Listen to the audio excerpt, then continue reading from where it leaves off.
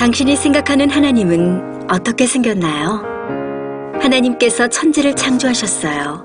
인간은 죄인이 되었고 우리들을 위해 아들 예수님을 보내셨죠. 예수님은 우리 죄를 위해 돌아가셨지만 부활하셨어요. 그 예수님을 잘 믿으면 돼요.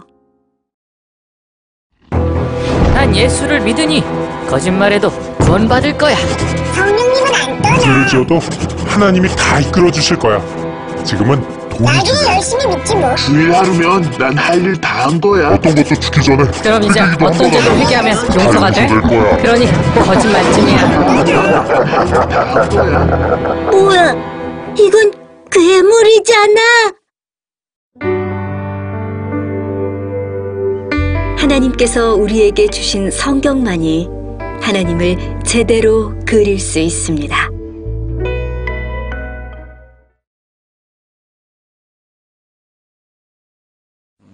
체력을 안배하기 위해서 그렇게 하는 거니까 양해를 해 주시기를 바랍니다.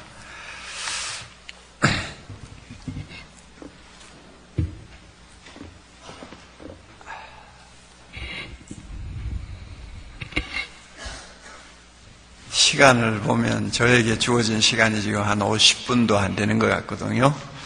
그래서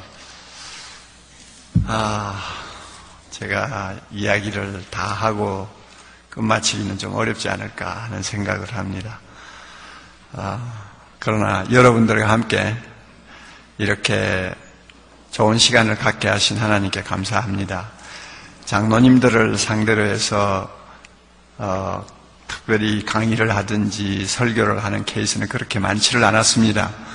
타교단 장로회 대집회 같은 데는 여러 번 가본 일이 있지만은 우리 교단의 장로님들이 모이는 자리는 제가 초청을 몇 번 받았습니다만 제 사정 때문에 참석을 못했고 또 여러 가지 좀 서로가 시간이 잘 맞지를 않아가지고 좋은 기회를 놓치고 했습니다. 그런데 오늘 이렇게 교갱협이 주최하는 이 귀한 모임, 또 어떤 면에는 굉장히 역사적인 모임이라고 할 수 있습니다. 이 모임, 앞으로 하나님께서 이 모임을 통해서 우리 교단에 놀라운 일을 행하실 것이라고 저는 믿고 있습니다. 또 여러분을 통해서 하나님께서 지금까지 미루고 계시던 일을 이제부터 시작하시지 않을까 하는 생각을 합니다. 이런 의미에서 여러분들과 함께 하게 되는 것을 큰 영광으로 생각하고 또 기쁘게 생각을 합니다. 장로 하면은 우리가 구약을 볼 때 굉장히 중요한 위치에 있는 어른으로 우리가 인정을 하게 됩니다. 자칸이라고 하는 단어를 쓰는데요. 이 자칸이라는 말의 원래 의미는 턱수염을 기르신 분, 그러니까 어른을 가리키는 거예요. 수염을 이렇게 기르고 사람들 앞에 나타나는 그 점잖은 어른의 모습을 연상케 하는 말이 자칸이라는 뜻입니다. 턱수염이라는 의미니까요. 그래서 구약에는 이 장로는 어느 마을에서 어른으로 또 이스라엘 나라 전체에서 어른으로 특별히 자리매김을 하고 존경과 신뢰를 받고 또 나라를 위해서 또 이스라엘 백성들의 미래를 위해서 엄청난 역할을 한 분들입니다. 이런 면에서 장로라는 이름은 참 거룩한 이름이요, 소중한 이름이요, 존귀한 이름입니다. 여러분이 다른 이름도 중요하지만 교회 안에서 장로라고 하는 타이틀을 붙이고 신앙생활을 한다는 것은 엄청난 특권이라는 것을 여러분들이 꼭 기억하셔야 됩니다. 그런 의미에서 너무나 소중하고 존귀한 이름이기 때문에 이 이름에 걸맞는 인격, 이 이름에 걸맞는 신앙생활, 이 이름에 걸맞는 헌신이 뒤따라야 된다는 것은 두말할 필요가 없죠. 신약교회 와서 보면 처음에는 사도들과 맞먹는 위치에서 장로라는 이름을 가진 사람이 있었습니다. 바로 예루살렘 교회의 야고보라는 장로였습니다. 예수님의 동생이었죠. 성경을 보면은 다른 사도들과 이 야고보라는 장로라는 사람하고는 거의 권위적으로나 영향력이나 별 차이가 없었던 것 같아요. 그리고 또 다른 성경을 보면은 베드로도 자기가 사도이면서 동시에 자기를 장로라고 불렀어요. 그러니까 아마 그때는 이 장로와 사도가 큰 차이가 없었던 것 같아요. 초창기, 아주 초창기에는. 그만큼 장로직이라는 것이 엄청난 영적 권위를 가지고 있었습니다. 그러다가 이제는 바울이 선교를 통해서 지역교회가 계속 개척이 되고 지역교회 안에서 이제 지도자가 필요하게 되니까 교회마다 장로들을 세우기 시작했습니다. 디도서 1장 5절 같은 데 보면 바울이 디도에게 명령을 하죠. 각 성교회에서 장로들을 세우라. 그래가지고 그 교회를 책임지는 지도자로서 장로들을 세우기 시작했습니다. 그러다가 이제 교회가 자꾸 발전하고 부흥하면서 이제 장로 제도도 함께 발전을 했습니다. 나중에 이제 성경을 보면은 가르치는 장로와 다스리는 장로가 구분이 되고 그 두 기능을 가진 장로가 역할 분담을 하는 것을 우리가 성경에서 보게 됩니다. 디모데전서 5장 17절에 잘 다스리는 장로라는 말이 나오고 또 말씀과 가르침에 수고하는 장로들이라는 단어가 나옵니다. 그래서 가르치는 장로와 다스리는 장로가 기능상 구별이 되기 시작한 것을 우리가 우리가 볼 수가 있습니다. 그러다가 교회가 점점 이제 신약 서신서를 뛰어넘어서 교회가 자꾸 부흥하고 나중에 제도화되고 그 다음에 심지어 국교가 되다시피 하는 이런 이제 와중에서 이 가르치는 장로의 전문성을 중요시하게 되었습니다. 아무래도 가르치는 장로는 좀 전문적인 소양을 가져야 되겠다. 또 어떤 면에서는 여러 가지 면에서 좀 다른 자격 여건을 가져야 된다 하는 이런 인식에서 가르치는 장로를 특별히 좀 차별화시키는 경향이 나타났습니다. 그래서 세상 직업을 갖지 못하게 하고, 그러니까 성직 개념을 도입한 거죠.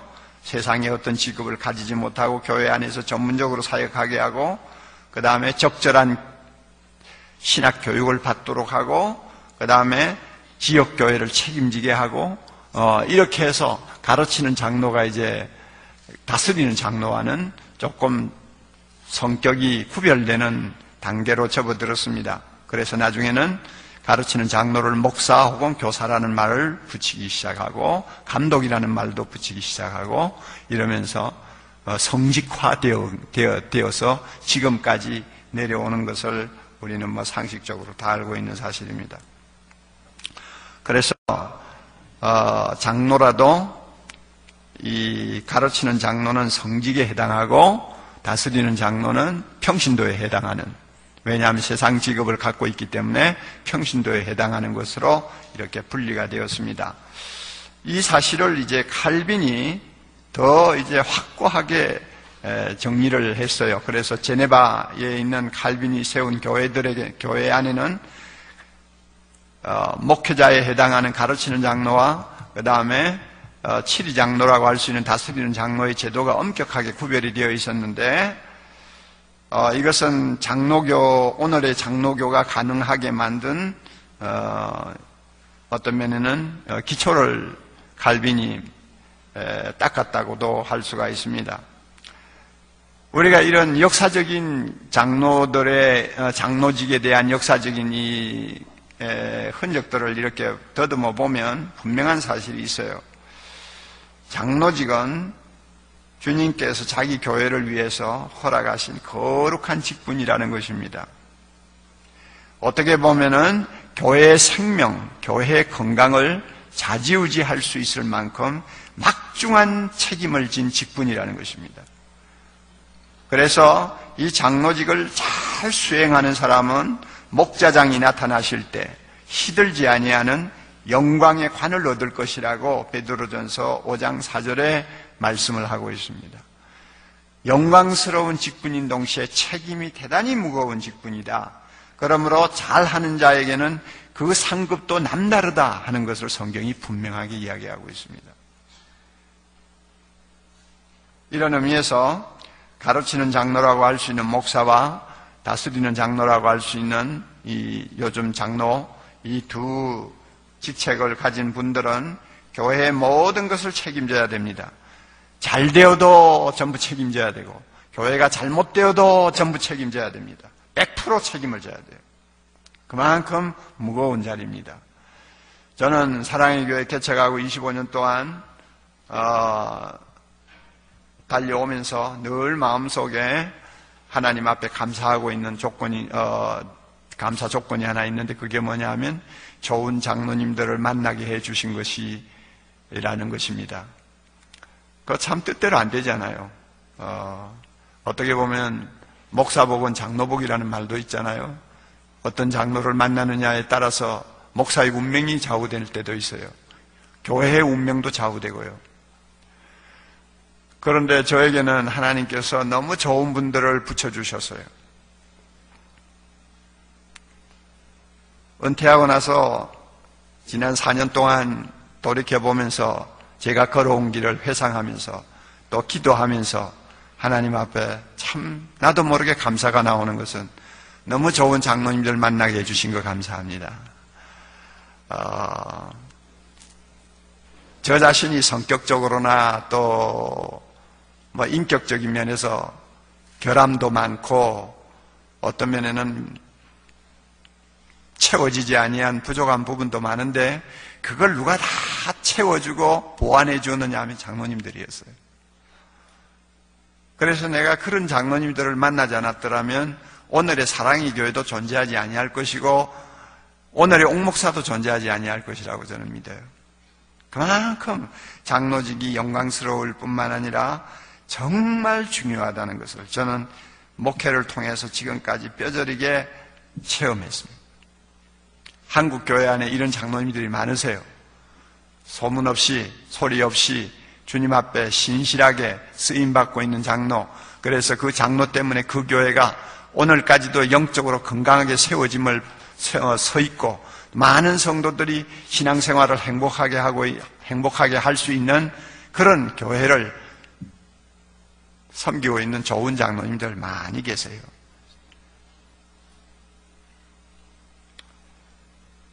여기서 한 가지 간단하게 여러분에게 부탁드리고 싶은 거 있어요.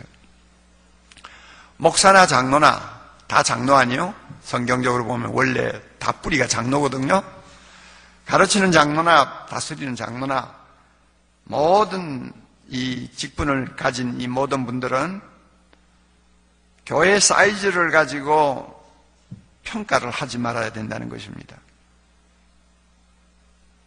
교회의 크기를 가지고 훌륭한 목사, 훌륭한 장로 이러는 경향들이 좀 있는데, 그것은 성경적으로 전혀 맞지 않는다는 것입니다. 교회 사이즈나 유명세를 가지고 장로직을 평가할 수가 없어요. 목사직을 평가할 수가 없어요. 만약에 그렇게 한다면 그것은 저는 영적으로 죄악이라고 봅니다. 하나님이 인정하는 종들은, 하나님이 인정하는 종은, 그게 장로든 목사든 간에 얼마나 큰 교회를 섬기고 있느냐를 가지고 인정하지 않습니다. 하나님은 사이즈를 가지고 사람을 평가하지 않으세요.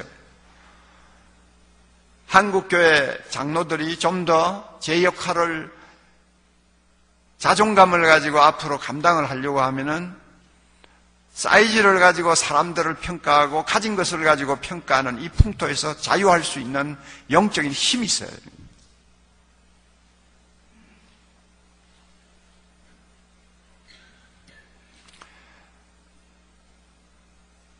제가 원치도 않는데 사랑의 교회가 대형교회가 되어버렸어요. 저는 사실 원치도 않는 일입니다. 교회당을 교인들이 한 400~500명 모였을 때 짓기 시작했는데, 그때만 해도 저는 교인들하고 다투었어요. 교인들은 예배석을 2000석을 만들자고 그러고, 저는 너무 많다. 2000석 너무 크다. 좀 줄이자. 저는 그렇게 주장을 하고, 2000석을 만들어 놓고 2000석을 채우는 것도 암담한 일이지만, 목회자 입장에서는 만약에 3번을 예배를 드린다면 6000명인데 내가 무슨 재주로 6,000명을 끌어모으냐? 알을 낳냐? 내가 뭐 알을 까냐? 좀 교회당을 조그만하게 만들어 놓고 좀 북적북적 하는 그게 서로가 보기도 좋고, 또 서로가 얼굴을 서로가 마주 보면서 참 행복한 신앙생활을 할 수 있지. 그거 큼직하게 만들어가 뭐예요? 그런데도 제가 우리 교인들에게 졌어요. 그래가지고 이전석을 만들었거든요. 저는 원래 생각이 그런 사람이에요. 뭐 제자훈련하는 목사니까 한 사람의 중요성을 강조하지 많은 무리를 저는 선호하는 사람이 아니에요. 그런데 하나님께서 이상하게 지금까지 교회를 계속 키워주셨어요. 자꾸 양쪽으로 늘어나게 만들어주셨어요. 그래가지고 참 어떤 면에서는 어려움이 없잖아 있는데요. 한국교회의 이미지를 정말 더럽혀 놓은 것은 작은 교회가 아니에요.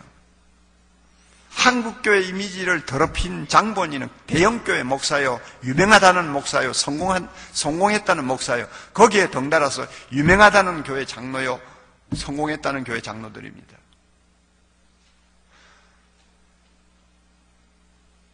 하나님이 진짜 인정하시고 사랑하시고 하나님이 정말로 높이 평가하는 사람은 사람 눈에 잘 안 보이는 곳에 있어요. 목사도 그렇습니다. 장로도 그렇습니다. 하나님에게 유명한 사람은 사람에게는 유명하지 않는 경우가 너무 많아요. 저는 목사님들 중에서도 그런 분들을 많이 봅니다.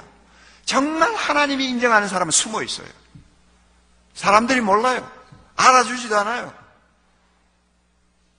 그런데 오늘날 우리는 세상적인 가치관을 가지고 목사 장로를 평가를 합니다.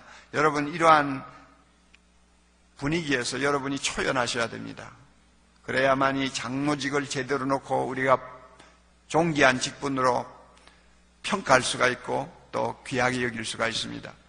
미국의 빌 헐이라고 하는 유명한 목사님이 계십니다. 그분이 쓴 책을 보면은 미국 교회가 한 40만 개 되죠. 한 30만 개 되는데 그 30만 개 중에서 5%에 해당하는 목사 때문에 미국 교회가 망하고 있다는 소리를 하는 것을 봤습니다.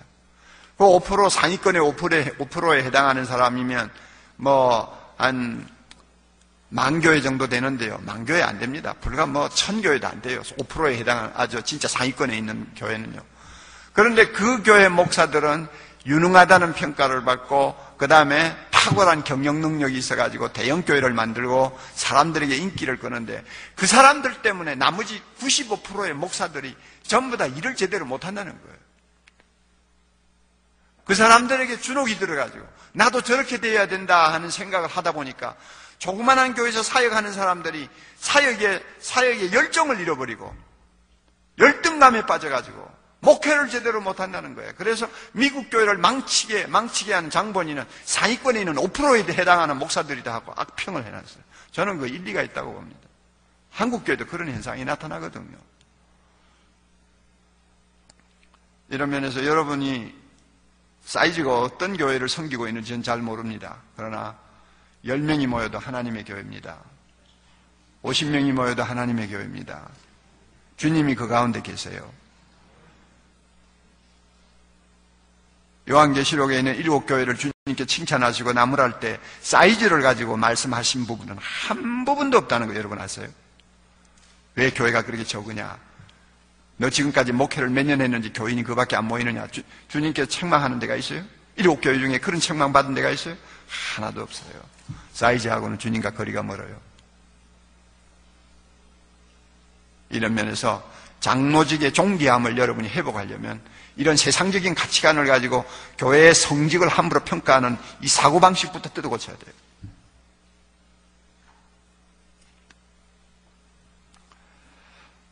이 시간에 제가 특별히 좀 한 가지 말씀드리고 싶은 것은 이 다스리는 장로라고 할 때 다스린다는 이 말의 의미를 성경적으로 조금 검토를 했으면 합니다. 왜냐하면요, 좀 가슴 아픈 이야기지만은 좋은 장로님들이 계셔서 참 행복한 교회도 많이 있지만은 오늘날 우리 교단을 봐도 장로님들이 좋지를 못해서 정말 고통하는 교회들이 많이 있습니다. 어떤 장로 때문에 그 교회는 10년 동안 몸살을 앓고 있다 하는 소리를 종종 듣거든요. 교인들도 고생을 하고 있어요. 저는 아주 어렸을 때 제일 제가 교회 안에서 실망을 한 케이스가 그 교회 장로님 때문에 실망을 했어요.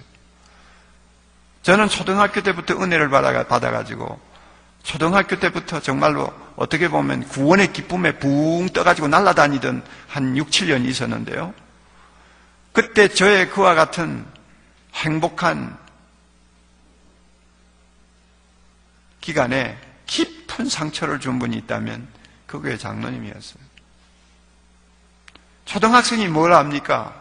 모르죠. 그러나 저는 어른 예배를 꼬박꼬박 참석할 만큼 어른들의 세계를 깊이 알고 있었기 때문에 그 장로님이 하시는 일을 여러 가지로 보면서 저 마음이 얼마나 고통하고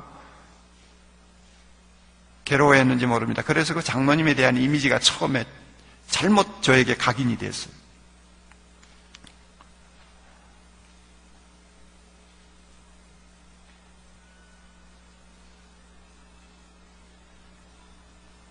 자기 마음에 안 맞으면은 교역자를 그저 2년도 안 돼서 쫓아내고 하는 일을 전문적으로 하는.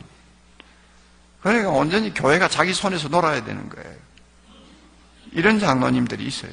지금도 있어요. 지금도.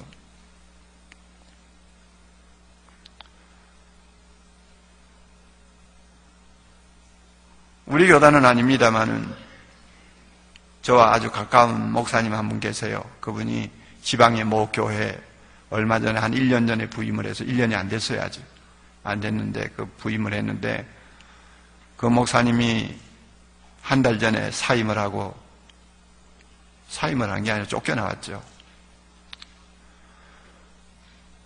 원래 한 7, 800명 모이는 교회였는데 전임 목사님이 한 3, 400명을 데리고 교회를 나가버렸어요. 그 장로님 때문에.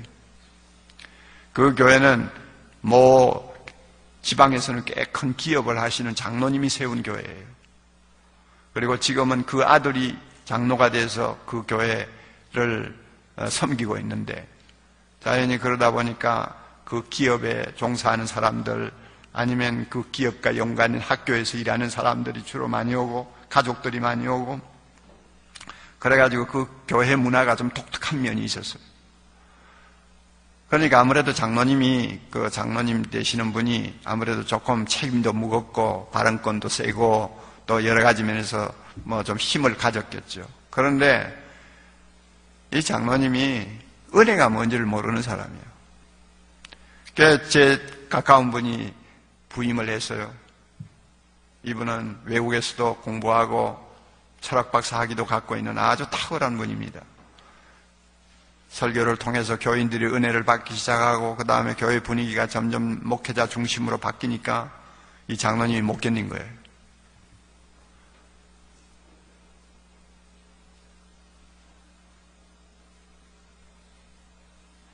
그래가지고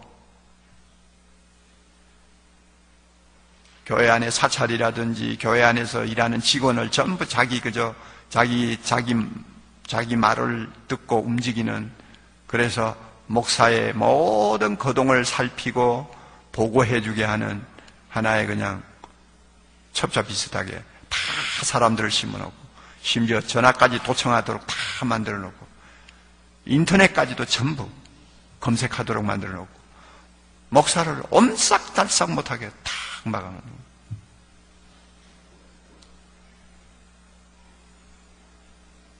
그래 1년도 안 됐는데 나가라고. 제가 극단적인 예를 드는 거예요. 극단적인 예를. 가이오와 같은 훌륭한 장로가 있는가 하면은 디오드레베와 같은 정말로 장로님이 되지 말았으면 하는 사람들이 장로가 되어서 주의 몸된 교회를 병들게 만드는 사례도 오늘날 교회 안에 많이 있다고 말해요. 많이 있어요. 이런 일이 왜 일어나느냐? 이 다스리는 장로라는, 다스린다는 말을 곡해하는 데서 나오는 거예요. 이걸 장로 되기 전에 바로 말씀을 통해서 가르쳐서 확실하게 그 말씀대로 순종하는 사람을 장로로 세워야 되는데 오늘날 우리 장로교가 그런 제도가 없어요. 그런 검증 과정이 없어요. 장로 시켜주겠다는데 장로고시 준비 안 할 사람이 천하에 어디 있어요? 장로 시켜주겠다는데 성경 읽으라는데 안 읽을 사람이 어디 있어요? 그렇게 빠따제로 딜을 하면 안 되는 거예요. 직분이라는 것은. 장로 되기 전에 말씀을 통해 은혜 받고 참 교회 안에서의 질서가 무엇이고 리더십이 무엇인가를 깊이 깨달은 사람 중에 하나님이 세우신다고 하는 확신이 서는 자를 장로로 세워야 되는데 오늘날 우리 교단만 해도 그와 같이 스크린을 할 만한 제도적인 과정이 없어요. 그러니까 답답한 분들이 장로가 되어가지고 평생 불행하게 살다가 평생 불행하게 끝을 맺는다 그 말이에요.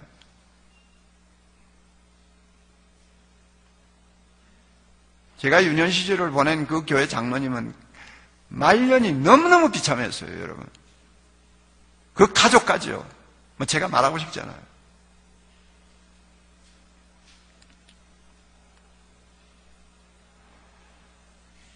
그래서 저는 교회 갱신을 위한 협의회를 12년 전에 우리 귀한 후배 목사님들하고 같이 시작하고 나서 참 여러 가지 일을 겪었습니다만은 참 제가 특별히 우리 교단 놓고 우리 교단의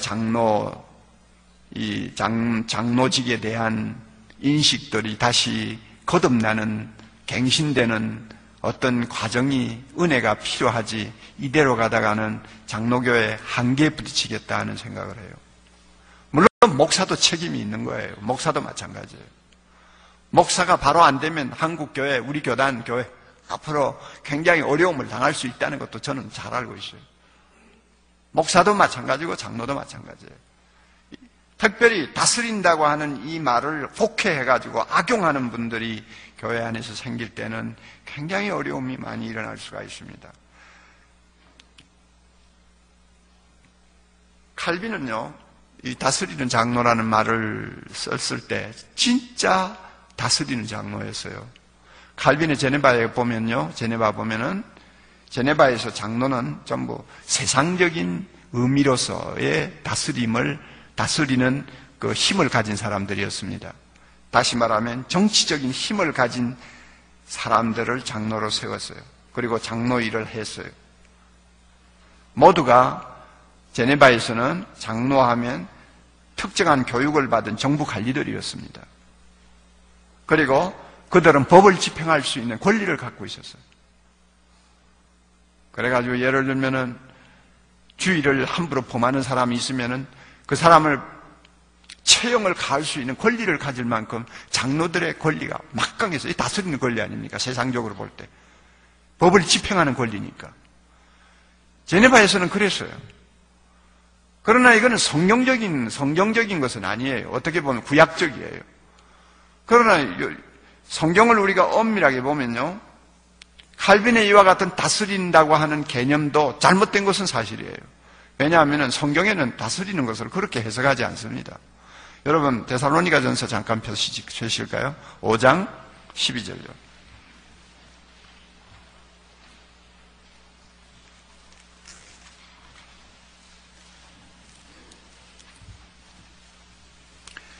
데살로니가전서 5장 12절.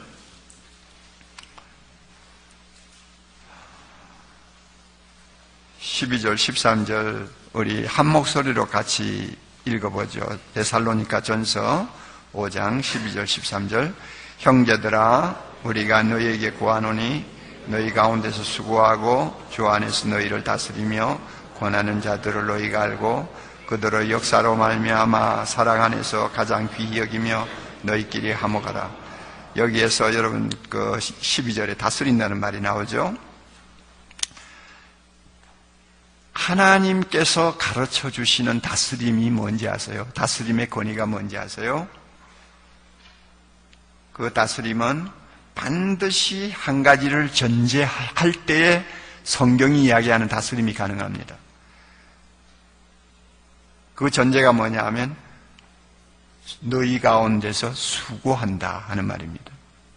여기에서요, 수고한다, 다스린다, 권한다, 세 단어가 나란히 나오는데 이것은 세 사람을 이야기하는 것이 아닙니다.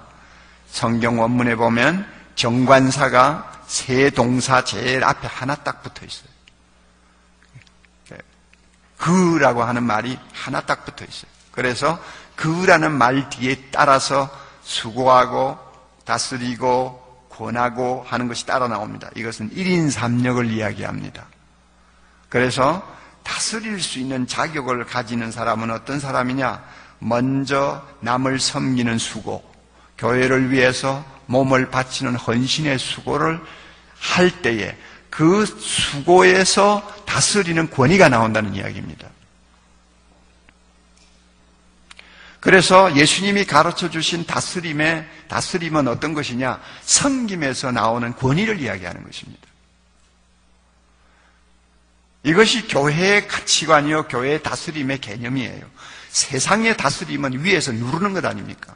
위에서 명령하는 거예요. 힘을 남에게 가해서 남으로 하여금 순종하게 만드는 것이 세상이 이야기하는 다스림이에요.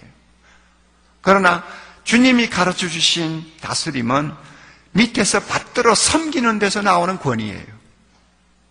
그러므로 이 수고한다는 말은요, 체육 선수들이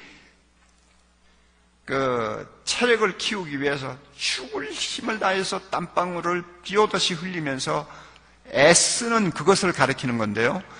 그만큼 자기를 던져서 헌신적으로 교회를 위해 섬기고 형제들을 위해서 섬길 때에 그 사람이 비로소 다스릴 수 있는 자격을 갖는 거예요.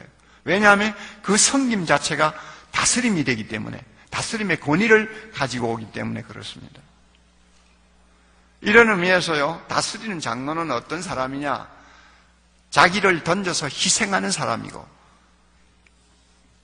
주님이 말씀하시는 대로 낮아지는 자리에서 남을 높이고 섬기는 데서 내게 권위를 세우는 자를 가리키는 것입니다. 그러므로 수고하는 것이 먼저 와야 되고, 수고할 줄 아는 자가 다스릴 수 있는 것이고, 이와 같은 다스림의 권위를 가진 자가 남을 건면하면서 다른 사람을 세워주고 치유할 수 있는 영적인 지도자가 되는 것입니다. 이게 데살로니가전서 5장 12절에 나오는 말씀의 중요한 핵심이에요. 예수님도 제자들에게 그렇게 말했지 않습니까? 제자들이 서로 파워 게임을 하고 있을 때 주님께서 뭐라고 그랬어요? 누가복음 22장 26절에 너희 중에 다스리는 자는 섬기는 자와 같을지니라. 나는 너희 중에 섬기는 자로 있느니라. 나는 너희 중에 섬기는 자로 있느니라. 성경이 이야기하는 다스림은 섬김을 가리킵니다. 이 사실을 제대로 모르고 나는 치리하는 장로인데 하고는 생각을 조금만 잘못해버리면요, 그 직분이 자신에게 큰 화가 되고 교회의 걸림돌이 될 수 있다는 것을 우리 모두가 인정을 해야 됩니다. 이거는 목사에게도 해당되는 이야기예요. 그러나 여러분들이 오늘 장로님들이니까 제가 특별히 장로님에 대해서 말씀드리는 거예요. 성경적인 다스림은 섬기는 것이다 하는 것을 가장 극적으로 증명하는 것이 있습니다. 그것이 뭐냐면 교회의 기본 개념이 있는데요. 교회의 기본 개념 3가지 중에서 그리스도의 몸이라고 하는 개념을 놓고 보면은 교회에서의 다스리는 권세는 섬김의 권위라는 것을 우리는 금방 알 수 있습니다. 여러분, 교회의 기본 개념이라는 게 있어요. 신학적으로 보면 교회라는 말 대신에 쓸 수 있는 용어입니다. 사랑의 교회 대신에 쓸 수 있는 용어가 3가지 있단 말입니다. 첫째는 택자의 모임. 그러면 사랑의 택자의 모임 해도 됩니다. 교회라는 말 치우고. 그 다음에 또 하나 있어요. 그리스도의 몸. 그래서 사랑의 그리스도의 몸이라고 해도 돼요. 교회라는 말 안 써도 돼요. 그 다음에 성령의 전. 사랑의 교회라는 말 대신에 사랑의 성령의 전이라고 해도 됩니다. 이만큼 교회라는 말과 같은 의미로 사용될 수 있는 3가지 기본 개념이 있어요. 그 중에서 그리스도의 몸, 교회를 그리스도의 몸이라고 하지 않습니까? 그리스도의 몸. 이 그리스도의 몸이라고 하는 말을 에베소 1장 23절에 우리가 보면 나오는데요. 그리고 고린도전서 12장 13절에는 한 성령으로 세례를 받아 한 몸이 되었다고 했는데, 예수 믿고 교회에 소속이 된 사람은 모두가 예수님의 몸을 형성하는 지체들이 됩니다. 자, 이것을 가만히 보면은 교회 안에서의 다스림은 섬김이라고 하는 것을 금방 알 수 있습니다. 수백 가지 지체가 있습니다. 우리 몸에. 그런데 지체는 자기를 위해서 존재하는 지체는 하나도 없습니다. 지체는 모두가 몸을 섬기기 위해서 존재합니다. 여러분 그거 인정합니까? 지체는 섬기기 위해 존재합니다. 손가락이 왜 존재합니까? 심장이 왜 존재합니까? 허파가 왜 존재합니까? 몸을 섬겨서 몸이 재구시를 하도록 하기 위해서 자기를 던져 희생하는 거 아니에요? 백혈구가 왜 존재합니까? 그런데 주님께서 자기 교회를 몸이라고 했다고 말이에요. 자기 몸이라고 했다고 말이에요. 그러면 여러분 보세요. 이 몸 가운데서 목사는 어느 지체에 해당이 됩니까? 장로는 어느 지체에 해당이 됩니까? 어느 감리교 집회에 제가 가서 목사님들하고 평신도 한 600명이 있는 자리에서 일부러 한번 물어봤어요. 여러분 목사님은 몸의 지체입니까 아닙니까? 지체입니다. 그럼 어느 지체에 해당되는지 말씀해 보시겠어요? 했더니 가만히 있더라고. 이제 한참 생각하시는 거죠. 머리라고는 못하죠. 머리는 누굽니까? 예수님이니까. 그 말에다가는 큰일 나죠. 머리 빼놓고 어느 지체에 해당할까 목사는? 근데 어떤 평신도가 손을 번쩍 들더니 목사는 목입니다 이러더라고요. 그래가지고 우리가 그냥 깔깔 웃었죠. 왜 목이냐고 그랬더니 머리 바로 밑에 있지 않습니까? 높다는 말이지. 그리고 머리하고 몸하고 사이를 이어주는 아주 중요한 역할을 한대요. 가만히 듣고 보니까 그럴듯한 것 같아. 그런데 그 대답은 50%는 맞는 대답이고 50%는 틀린 대답입니다. 왜냐하면 목사가 목이라고 하는 성경적인 근거가 하나도 없어요. 그런데 한 가지는 분명하죠. 중요한 지체 중에 하나는 되겠다. 그러면 장로는 어느 지체에 해당합니까? 우리가 병원에 가서 제일 먼저 체크하는 게 뭐예요? 간 체크하고 허파 체크하고 심장 체크하고, 그렇죠? 체크하지 않아요? 그럼 그 중에 하나쯤은 되겠다 생각을 할 수 있죠. 그럴 수도 있을 것 같아요. 그런데 성경을 보면은 사람들의 눈에 띄지 않는 하찮은 지체가 더 중요하고 아름답고 귀하다고 그랬어요. 저는 콩팥이 그렇게 소중한 줄 몰랐어요. 콩팥을 언제 본 일이 있나요? 닭 잡을 때, 아버지가 닭 잡을 때 이게 콩팥이다 하고 보여줘서 내가 알았지. 내 몸에 콩팥이 2개가 있다는 것만 알지 그게 뭐 어떻게 생기는지 알게 뭐요. 그런데 콩팥이 그렇게 중요한 줄 몰랐어요. 오줌 걸러내는 것이 뭐가 그렇게 대단한 거예요? 그러나요, 제가 한번 유학하면서 만난 어떤 의사를 보니까 그 의사가 30대 의사인데 투석을 하고 있어요. 자기 집에서 투석을 하더라고. 하나님이 만든 콩팥은 우리 주먹보다도 적어요. 그런데 사람이 만든 콩팥은요, 피아노만 하다 피아노 반 정도 되더라고요. 그 당시에 30년 전이니까. 거기서 4시간을 걸러내더라고요. 일주일에 3번 내지 4번 걸러내지 아니하면 완전히 온몸이 그냥 독소가 쌓여가지고 뭐 숨을 제대로 못 쉬고 나중에는 들어눕는 그런 참 어려운 일이 일어나는 걸 제가 보았습니다. 그걸 보고 야, 콩팥이 별거 아니고 하찮은 것인 줄 알았더니 정말 중요하구나. 제가 그 배웠어요. 그러면 목사 장로는 지체 중에 어디에 해당합니까? 중요한 지체에 해당하죠? 그 중요한 지체가 뭡니까? 꼭 심장입니까? 아니에요. 심장 아무리 펄펄 뛰어도 콩팥 고장나면 가버립니다. 그러니까 지체 중에 하나라는 건 확실하지 않아요. 그러면 모든 지체가 몸을 섬기기 위해 존재합니다. 다른 지체를 섬기기 위해 존재합니다. 그러므로 교회 안에서의 가르침이라는 게 뭐냐? 미안합니다. 다스린다는 말이 무슨 뜻이냐? 억누르고 파워게임 하는 것이 다스림이냐? 아니라고 말이에요. 지체가 된 교회, 그리스도의 몸인 교회 안에서의 다스림은 섬겨주는 데서 중요한 역할을 하는 사람이 다스리는 권위를 가진 사람이다 그 말이에요. 이걸 제대로 알고 목사가 되고 장로가 돼야 되는데 오늘날 이런 것을 제대로 깨닫지 못하고 그냥 안수받는다고 해가지고 장로되고 목사 되니까 문제가 일어나는 거예요. 예수님이 세상에 계실 때 3년 동안은 우리와 똑같은 몸을 입고 복음 전하고 활동하셨어요. 그러니까 몸이 굉장히 중요하잖아요. 예수님이 3년 동안 계실 때 몸에 병이 나가지고 알아 누웠다는 기록은 하나도 없어요. 독감 걸렸다는 기록도 하나도 없어요. 건강해야 갈릴리도 가고 유다도 가고 건강해야 온 사방을 다니면서 복음을 전할 거 아니에요. 그런데 예수님이 나중에 승천하셔서 하나님 우편에 앉으신 다음에는 지상에 있는 교회를 자기 몸으로 받아들였어요. 그래서 몸이 움직여야 일을 할 거 아니에요. 지상의 교회를 자기 몸으로 받아서 자기 몸을 가지고 일을 합니다. 그러므로 지상교회는 그리스도의 몸입니다. 몸은 건강해야 돼요. 그래야 주님이 마음대로 일할 수가 있어요. 제가 이런 병 저런 병을 가지고 20년 이상 실험하는 사람이기 때문에 건강해야 된다는 것이 얼마나 중요하다는 걸 좀 뼈저리게 느끼는 사람이에요. 아무리 좋은 이상, 좋은 비전과 꿈을 가지고 있다고 할지라도 내 몸이 약해가지고 움직이지 못하면 다 그건 헛소리예요. 예수님은 오늘날 이 세상을 구원하기를 원합니다. 예수의 이름이 높임을 받기를 원합니다. 주의 뜻이 이루어지기를 원합니다. 하나님의 나라가 완성되기를 원합니다. 아멘. 그럼 이 일을 누구를 통해서 할 거냐? 자기 몸된 교회를 통해서 이 일을 완수하는 거예요. 주님의 목표예요. 그러면은 교회가, 지역교회가 주님의 몸이라고 하면 몸은 건강해야죠. 건강하기 위해서는 지체된 사람들이 주님의 몸을 적극적으로 섬겨야 될 거 아니에요. 그런데 좋지 못한 목사가 교회를 지도하든지 좋지 못한 장로가 교회 안에서 힘을 갖게 되면 몸이 병들어 버려요.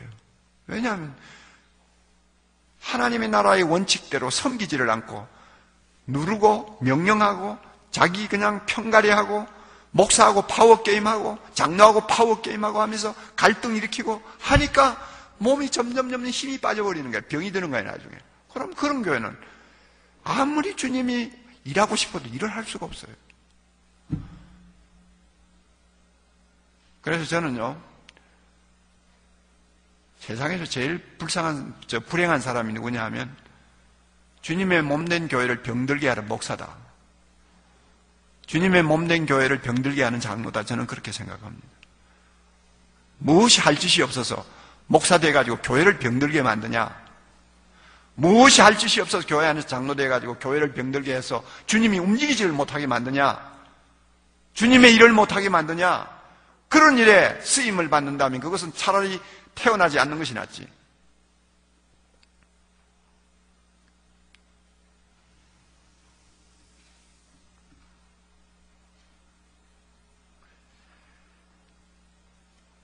베드로전서 5장 2절에 보면은 참 이상한 말 한마디 나옵니다. 장로를 놓고 권면하는 말씀인데 자원하는 마음으로 일해라. 성도들에게 본이 되게 일해라 하는 말씀이 나오죠. 베드로전서 5장 2절 보면요. 그런데 거기에 이상한 말이 하나 나옵니다. 더러운 일을 위해서, 이득을 위해서 일하지 말라. 더러운 이득을 위해서 일하지 말라. 그럼 더러운이라는 말을 이게 좋은 말이 아닌데요. 이 말을 원문으로 보면 부끄러운 하는 말하고도 같습니다. 부끄러운 이득을 위해서, 더러운 이득을 위해서 일하지 말라. 그럼 왜 이런 충고를 합니까? 목사든 장로든 교회 지도자가 된 사람은 조금만 잘못하면은 더러운 이득을 위해서 영적 권위를 사용할 수가 있다는 이야기입니다. 그럼 뭐가 더러운 겁니까? 주님 앞에 내놓을 수 없는 것이 더러운 것이겠죠. 그러나 뭐가 더러운 것입니까? 사람 앞에서도 내놓고 이야기할 수 없는 은근한 더러운 것이 있죠. 자기 명예를 위해서 교회를 이용해 먹는다. 더러운 이득이지요. 세상에서 채우지 못한 열등감을 교회 안에서 채워보려고 교인들 앞에서 힘을 씁니다. 더러운 이득이지요.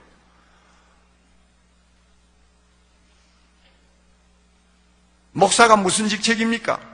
작은 예수되어서 성도를 섬기는 종의 위치에 있는 것이 목사 아닙니까? 그런데 교회 키워가지고 자기의 야망을 드러내려고 하는, 자기의 야욕을 채우려고 하는 거, 겉으로는 소명이다 비전이다 떠들지만 은근히 자기 야욕을 채우려는 목사들이 있죠.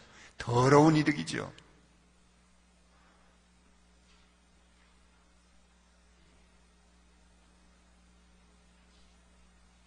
목사가 마음 놓고 목회할 수 없도록 자꾸 딴지를 걸고 자꾸 브레이크를 걸어가지고 교인들 앞에 우리 교회에서는 어느 장로님이 제일 파워가 있어 하는 말을 은근히 듣는 것을 쾌감으로 느끼는 그런 사람이 있다면 더러운 이득을 위해서 장로직을 수행하는 사람이죠.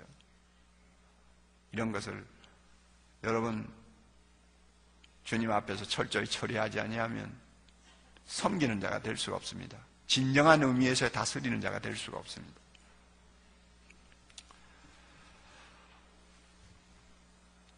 여왕 여러분, 장로가 되었습니다. 제가 이미 처음 이야기 드린 바와 같이 참 장로직은 고귀하고 영광스러운 직분입니다.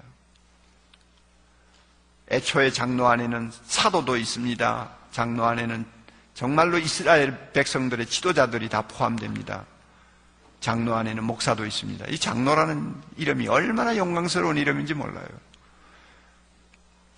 이러한 직분을 내가 맡은 것은 주님의 몸된 교회를 섬기라고 맡은 것이고, 내가 주님의 교회를 위해서 참 희생하고 섬김으로써 주님이 마음껏 일하고 싶은 일을 할 수 있는 그리스도의 몸이 되도록 나를 장로로 세웠다 한다면 내가 장로로 있는 이상 교회가 건강하고 행복해야 됩니다. 내 때문에 교회가 행복하고 건강해야 됩니다.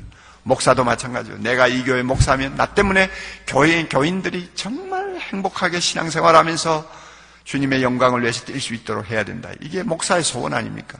세상살이가 얼마나 힘들어요, 여러분. 안 믿는 사람들하고 경쟁해가지고 예수 믿는 사람이 이길 수 있습니까, 여러분 지금? 예? 한번 생각해 보세요. 세계와의 경쟁 속에서 예수 믿는 사람들이 이길 자리가 있어요? 주님의 말씀대로 순종해가지고 여러분 세상에서 진급 제대로 할 수 있습니까? 온갖 고통을 겪으면서 경건하게 살려고 하는 사람들이 위로받을 수 있는 곳이 있다면 교회밖에 더 있어요? 가난을 이길 수 있는 힘을 얻을 수 있는 데가 교회밖에 더 있어요? 남편이 서로 잘못해가지고 고통을 당하는 부인이라도 교회 와서 은혜 받으면 그 고통을 얼마든지 이기고 나갈 수 있는데, 교회가 행복하지 못하면 세상에서 받는 고통을 교회 안에서 더 무겁게 느끼는 것, 이것은 정말 비참한 일이 아닙니까? 교회를 그렇게 만들면 안 되죠. 어떤 사람이 들어와도 교회 안에서는 행복을 느껴야 되고 보람을 느껴야 되고 주님께 헌신함으로써 세상이 모르는 기쁨과 감격을 체험하면서 살도록 만들어야 되잖아요. 이렇게 좋은 교회, 건강한 교회를 만들기 위해서 가장 중요한 역할을 하는 사람이 목사요 장로인데, 저는 목사와 장로의 역할을 차별을 두지 않습니다. 그만큼 장로가 중요합니다.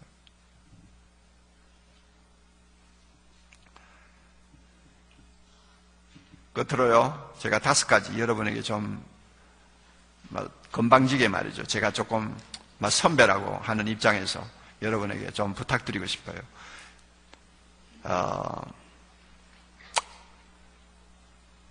정말 교회를 섬기면서 섬김을 통해서 다스리는 장로의 권위를 가질 수 있는 정말 자랑스러운 장로님이 되시기 위해서 한 5가지를 여러분이 좀 실천을 해보시면 좋겠습니다.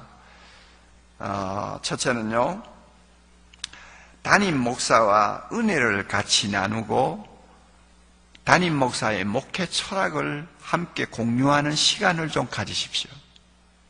은혜를 함께 나누고 담임 목사님이 갖고 있는 목회 철학을 함께 나눌 수 있는 시간을 좀 가지십시오.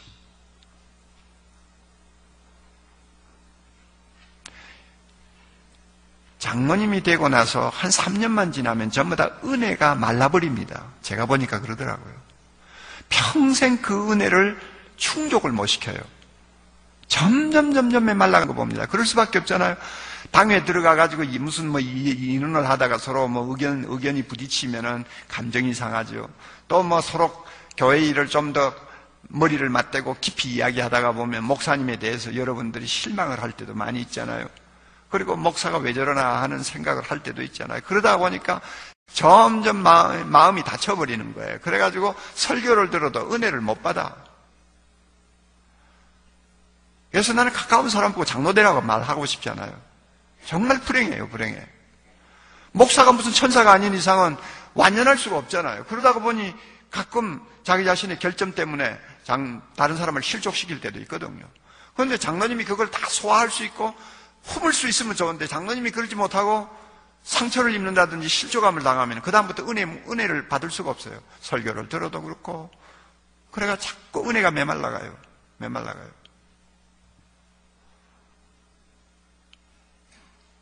이런 어려움을 극복하기 위한 가장 좋은 길이 뭔지 아세요? 담임 목사와 함께 말씀을 공부하는 시간을 갖는 것입니다. 우리 교회로 말하면 제자 훈련하는 거예요.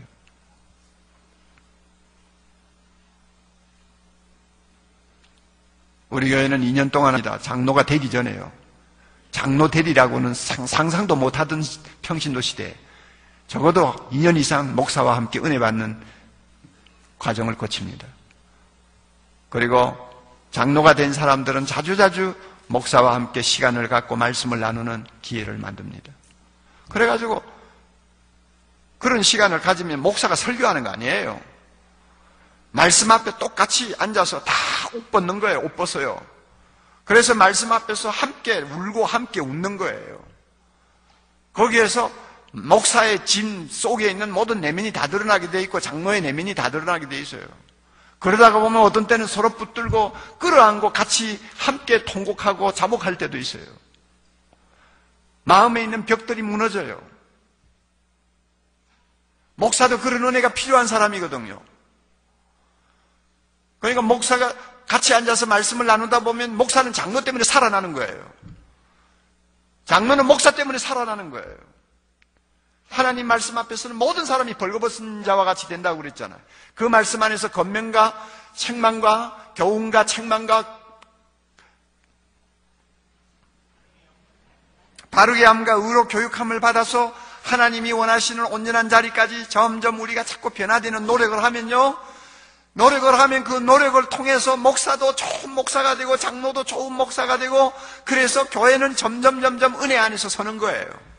그런데 이런 기회를 통 만들지를 않더라고요. 당회하기 위해서 모이고 당회할 때 모여가 잠깐 기도하는 거는 뭐 하지만은 정말 말씀 앞에서 자신을 오픈하는 그런 시간을 교회에서 못 가지더라고요. 이게 오늘날 한국 장로교의 비극이에요.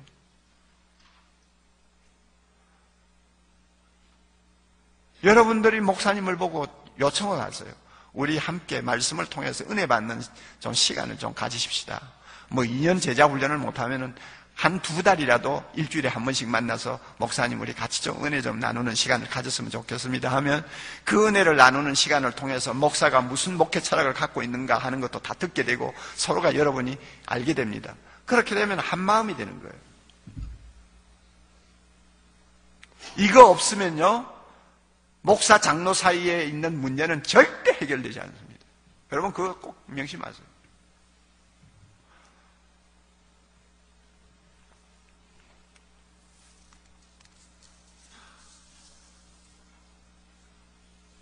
둘째는요, 목사와 함께 계속 배우는 수고를 하세요. 은혜는 받았는데 무식하면 그것도 탈이에요. 장로는 지도자입니다. 내 학력이 뭐 대학을 못 나왔다도 그건 상관없어요. 글은 읽을 줄 알지 않아요. 얼마나 배우고 노력하고 얼마나 자기가 성장하겠다고 몸부림치는 데 따라서 사람은 달라지게 돼 있어요. 데이비드 웰스라고 하는 유명한 신학자가 있습니다. 그분의 글을 보면 이런 말을 했어요. 오늘날 사회에서 신기술이, 우리 다 아는 이야기예요. 신기술이 기존의 기술을 점차 빠른 속도로 대체하고 있잖아요. 새로운 기술이 나오면 옛날 기술이 그냥 쓰레기통에 들어가잖아요. 그러면서 자꾸 그 제품의 수명이 짧아지고 있어요. 전에는 10년 가던 제품이 지금은 2년을 못 견디고 다 폐기 처분되는 것이 오늘날 현실입니다. 이렇게 급속하게 모든 것이 바뀌다 보니까 우리의 삶 속에서 영원함의 자취도 대부분이 사라지고 있다 하는 말을 했습니다. 영원함, 오래 가는 것, 변하지 않는 가치, 이런 것에 대한 의식이 점점 희미해지고 있단 말이에요. 그래서 자꾸 정신없이 도로 변화되고 정신없이 새 것이 나오는 데만 관심을 갖고 사람들이 쫓아가다 보니까 영원한 하나님 나라에 대한 이런 의식들이 희미해지고요. 망고불변의 진리를 꼭 붙들고 산다는 이 소명감도 약해지고요. 그래서 사람이 자꾸 이상해지는 거예요. 오늘날 현실이에요. 그래서 새로운 지식이 자꾸 나와요. 그렇기 때문에요, 우리는 새로운 지식, 새로운 변화에 대해서 대처할 수 있는 능력이 있어야 됩니다. 그래야 우리가 잘못되지 않아요. 그러려면 열심히 읽고 배워야 합니다. 오늘날 목사들이 열심히 공부해야 되는 이유가 여기에 있어요. 그리고 교회가 제대로 건강하게 키워지려면 장로님들이 함께 배우면서 성장해야 됩니다. 그렇게 하기 위해서는 참 중요한 책 한 권을 선택해가지고 목사님 이번 한 달 동안 수요일 저녁 예배 마치고 모이든지 아니면 새벽에 모이든지 해서 이 책을 놓고 우리 같이 좀 이야기도 하고 의견도 나누고 좀 해보면 어떻습니까? 장로님들이 한번 권해보세요. 그러면 책 하나 떼는 거예요. 책 하나 떼면서 그것을 놓고 이야기를 하다 보면 내가 지금까지 몰랐던 것을 얼마나 많이 알게 되는지, 나도 모르게 내 자신이 키가 갑자기 크는 것 같은 착각을 느낄 정도로 발전한다 그 말이에요. 저는 우리 교회에서 그런 일을 몇 번 했어요.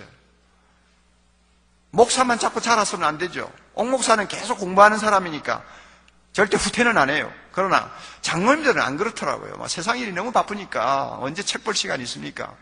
그래서 이 목사만 자꾸 성장하고 장로들은 지적으로 성장을 안 하면 이것도 문제다. 그래가지고 한 번은 제가 장로님들 저하고 공부 좀 합시다. 그랬더니 우리 교회 장로님들 말 잘 들으시죠. 목사님이 공부하자는데 해야죠.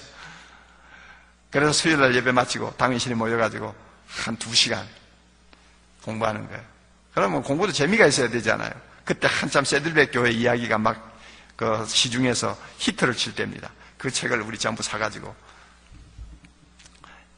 일주일에 한 장씩 읽고 와가지고는 막 자유스럽게 디스커션 하는 거예요. 토론하는 거예요. 아, 재미 봤어요? 1년 동안 해서 1년 동안 재미 봤어요? 그러니까 미국의 새들백 교회의 이야기를 펼쳐놓고 그 교회의 목회 철학, 그 교회의 목회 방법 같은 것을 전부 놓고 막 디스커션을 하니까 그동안에 장로님들이 마음에 갖고 있던 생각도 다 나오고요. 그리고 우리가 몰랐던 것을 그 교회를 통해서 배우고요. 우리 교회에 좀 앞으로 좀 보완을 해야 될 부분은 이런 부분이구나 하는 것도 알게 되고요. 아, 우리가 1년 동안 우리가 공부를 했다고요. 담임 목사 공부 좀 하십시오. 그러면 서로 존경하게 됩니다. 세 번째로는요, 열린 리더십을 살려야 됩니다. 열린 리더십을 살려야 돼요. 열린 리더십이 있으면 닫힌 리더십이 있어요. 닫힌 리더십이 뭔지 아세요? 내 아니면 안 된다 하는 생각을 갖는 게 닫힌 리더십이에요. 내 아니면 안 된다. 목사들도 이런 생각을 가진 사람들이 왕왕이 있습니다만 장로님들 중에도 많은 것 같아요. 우리 교회는 내 아니면 안 된다. 꽉 닫아놓고, 그리고 자기보다 좀 똑똑한 사람들이 보이면 밀어내고요. 심지어 어떤 교회는 가니까 똑똑하고 공부도 좀 하고 사회적으로도 어느 정도 좀 영향력을 가진 사람들이 들어오니까 완전히 그냥 계획적으로 아주 발을 못 붙이게 만드는 그런 교회들도 있더라고요. 이게 닫힌 리더십이거든요. 이거는요, 망조입니다, 망조. 주님의 몸된 교회를 갑자기 그냥 독감에 걸리도록 만드는 거나 그것과 비슷해요. 그러면 안 되죠. 열어놓아야죠. 주님의 몸된 교회를 위해서. 그래서 유능한 사람이 있으면 발탁하고 또 교회에서 어떤 역할을 할 수 있도록 자리를 만들어주고, 또 좀 유능한 사람이 있으면 그 사람과 함께 손잡고 일함으로써 교회가 더 왕성해질 수 있도록 노력을 해야죠. 이게 열린 리더십입니다.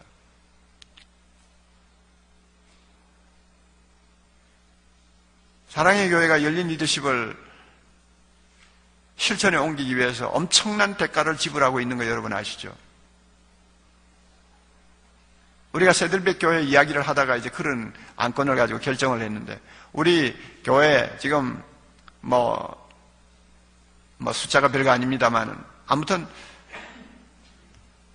주일날 출석이 한 3만 5천 되니까 여러분 순장들 2년 동안 제자훈련을 받고 평신도 지도자로서 다락방을 인도하고, 여러분 같은 구역이죠. 구역을 인도하는 남자 순장만 해도 지금 1,500명이 넘어요.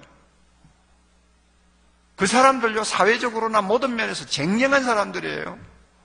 그런데 이런 사람들이 장로가 좀 될 길이 열려야 되잖아요. 그런데 저는 서울의 어느 교회처럼 막 100명, 200명, 300명 장로 세우는 건 절대 반대예요. 그 장로, 그런 당회가 어떻게 효능을 발휘할 수 있습니까? 그래서 나는 30명 이상은 절대 당의원 안 세운다. 제가 제 목표였어요. 교회도 커서 죽을 파인데 당회까지 커가지고 내가 어떻게 살아요? 네? 그러니까 곤룡처럼 하자. 곤룡처럼. 곤룡이 뭐예요? 옛날에 살았던 짐승 아닙니까? 몸이 얼마나 커요. 근데 머리는 요거만 하죠. 그죠? 교회가 크니까 당회라도 머리가 요만해야 뭐가 좀 돌아가지. 두 개 다 커가지고 어떻게 견뎌요? 그러니까 30명 이상은 장로 안 세운다는데, 장로 세가지고 70세까지 장로일 하다가 보면은 들어올 수가 없는 거예요. 확 막혀버렸어요. 그래서 우리가 작업을 한 것이 7년만 시무장로 하자. 그리고는 사역장로로 넘어가서 길을 좀 열어주자. 똑똑한 젊은이들 지금 얼마나 많은데 그 사람들이 길을 열어주자. 이래가지고 지금 7년차 지금 하고 있잖아요. 그렇게 결정을 해가지고 전국 장로회에서 들고 일어나가지고 저 혼 좀 났죠. 헌법에서는 70세까지 장로하라는데 네가 뭔데 지역교회에서 63세로 자르고 7년으로 자르고 말이야. 옥목사 죽이자 하고 한 번 나왔죠. 그래서 우리가 그거 결의했다가 취소해버렸어요. 왜냐하면 법이 70세인데 법이요 하고 나오면 다 아무리 결정을 100번 해도 소용없는 거예요. 우리 그냥 손들어서 안 하겠습니다 하고 손들고는 그 다음에 장로님들하고 모여가 이제 우리 어떻게 하면 되겠어 그랬더니 우리식대로 합시다 그러더라고. 우리식이 뭐예요? 7년 되면 사표 쓰고 나가면 되는 거지 무슨 그래, 우리 교회는 사표 쓰고 다 나가요. 그냥 거의 해마다 4명, 5명씩 장로가 들어오는 거예요. 열린 리더십이죠. 꼭 그렇게 할 필요가 없어요. 작은 교회에서는 장로될 분들이 많지 않기 때문에 그런 식으로 하다가는 정말 뿌리가 뽑히게요. 큰일 나죠. 그러니까 교회 사정 따라 하는 거예요. 우리는 큰 교회니까 그렇게 하는 거고. 그러나 교회가 작아도 열린 리더십이 있고 닫힌 리더십이 있어요. 노력을 하세요. 그 다음에 네 번째로는요, 견문을 좀 넓히십시오. 견문을 좀 넓히려고 노력을 하십시오. 이 말은 무슨 말인가 하면은 다른 교회를 좀 자주 가보시라고 말이에요. 어떤 장로님은 나는 이 교회에서 35년 동안 한 주일도 빼먹지 않고 예배를 드렸습니다. 큰 자랑인 것처럼 이야기하더라고. 그래서 내가 그 말 듣고는 정말 골통이네, 골통. 내가 속을. 그렇게 자기 교회밖에 모르고 살았으니 얼마나 좁소, 사람이. 그게 충성인 줄 아는 모양이야. 충성이 아니요. 여러분, 담임 목사에게 요청을 해가지고 우리 장로들이 1년에 한 번 정도는 좀 가서 배울 만한 교회를 선정해가지고 거기 가서 예배 보고, 거기 가서 그 교회 모든 것을 좀 브리핑을 듣고 좀 배우고 올 수 있는 기회를 한번 주십시오. 이렇게 해가지고 좀 다니십시오. 1년에 한 차례만 나가도 돼요. 가서 그 교회 장로님들하고 만나 이야기도 하고 그 교회 모든 것을 브리핑을 듣고 그 교회 주일학교에 대한 연구를 좀 하고 그래가지고 돌아와가지고 같이 검토를 하고 우리 교회가 어떻게 했으면 좋겠다 하는 것을 여러분이 배우면요. 얼마나 교회가 도움이 되는데요. 장로님들 좀 나가야 돼요. 밖으로 나가야 돼요. 그 교회 그 안에 있다고 해서 그 교회 안에 장로석에 앉아 있다고 해서 충성하는 거 아니에요. 충성을 하고 싶으면 좀 나가세요. 나가서 앞서가는 교회, 잘하는 교회, 소문난 교회, 또 심지어 사고가 일어나가지고 죽었다가 다시 살아난 교회 찾아가서 여러분이 보고 듣고 오면 그만큼 우리가 커집니다. 전라남도에 녹동이라는 데가 있어요. 소록도 건너가는데 그 맞은편에 있는 조그마한 어촌입니다. 그 교회, 제일 오래된 교회 당회장 목사님이 갈렸어요. 은퇴하시고 이제 새로 목사님이 들어오시는데 그 목사님을 뽑을 때 조건이 하나 있었어요. 당회에서 이렇게 결정을 했어요. 제자훈련 잘하는 목사, 이거 조건을 걸자. 이래가지고 제자훈련 잘하는 목사를 드렸습니다. 김용기 목사님이라고 모셨는데 이 목사님이 참 지혜가 있는 분이에요. 제자훈련을 하자고 뭐 학수 고대하고 있으니까 당회부터 시작해서 제자훈련 하면 될 거 아니에요. 바로 시작하면 될 거 아니에요. 근데 이 목사님 그러지 않았어요. 않고 뜸을 들이다가 장로님들에게 제의를 했어요. 장로님들, 우리가 녹동에만 살았잖아요. 우리 전국교회 다니면 좋은 교회들이 참 우리가 본받고 따라가야 될 교회들이 여러 군데 있는데 이제부터 좀 그 교회 가서 배우는 학습을 좀 합시다. 어떻게 해요? 그 교회 미리 연락해가지고 우리가 간다는 것을 이야기하고는 장로님들이 주의를 여기서 보지 말고 그 교회를 가서 보고 그 교회 가서 브리핑을 듣고 모든 것을 돌아보고 돌아와가지고는 보고 온 것을 종합해가지고 우리 같이 토론하고 그것을 통해서 우리 교회가 어떻게 해야 될 것인가 하는 것을 우리가 서로 결정해서 좋은 것을 우리가 시행하는 이런 방법을 한번 해봅시다. 그래가지고요, 뭐 1년인지 놓고 몇 차례를 나가서 전부 견학 방문했어요. 주로 제자훈련을 통해서 건강하게 성장하고 있는 교회들을 타겟으로 다녔어요. 뭐 부산의 호산나 교회를 위시해서 서울 사랑의 교회는 안 왔어요. 너무 크니까 안 온 것 같아요. 그래가지고 다녔어요. 그래가지고 돌아와가지고 장로님들이 목사님 우리도 이거 합시다. 목사님 우리 제자훈련을 그 교회는 이렇게 했다는데 우리도 좀 그렇게 하면 어떻습니까? 하고 막 장로님들이 막 마음이 들떠가지고 서로 의견들을 내놓으니까 그 의견들을 가지고 종합해가지고 제일 좋은 방법으로 제자훈련을 시작했어요. 얼마나 지혜로운 방법인지 몰라요. 장로님들도 눈이 열리고 얼마나 좋아요. 여러분 앞으로 좀 그렇게 하시면 교회를 섬기는데 큰 도움이 될 것입니다. 끝으로요, 비전을 가지시기 바랍니다. 시골에 있는 작은 교회라도 비전이 필요합니다. 시골에 있는 작은 교회 할머니 할아버지들밖에 없는 교회지만은 비전을 가질 수가 있어요.